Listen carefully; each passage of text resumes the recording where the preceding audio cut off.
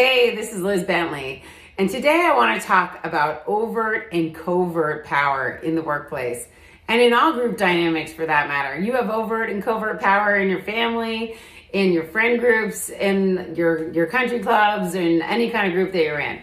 So let's talk about a little bit. Let me define what it is.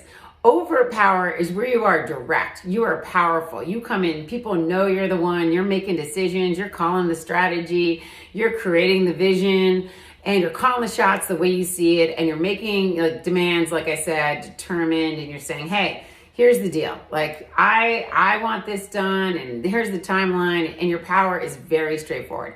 Doesn't mean you have to always be so vocal about it. You could be the way I'm describing it, but you also could just be it's a direct line of power. It's like you're not weaving and bobbing. You're just coming in direct for exactly what you want to see happen and what you want to do.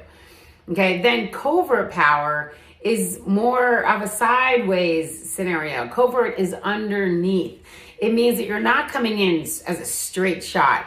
You're much more channeling different directions and influencing things around other people to make it happen. So let's say if you have covert power, for example, in the workplace, you might go to marketing and talk about an idea that you think would be good for the company. And then you might go to sales and talk about the same idea and how it relates to them.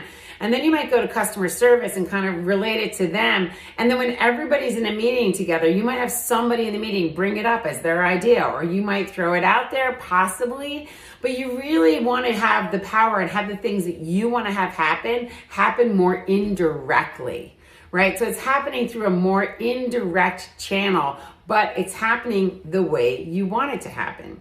Okay, so now let's talk a little bit about the pros and cons of each style. So if you're somebody who has overpower, it's great because it's a direct hit, it's a direct shot. People really know where you stand. They see you as powerful, and it can be really great because it can be very clear and everyone knows the objectives.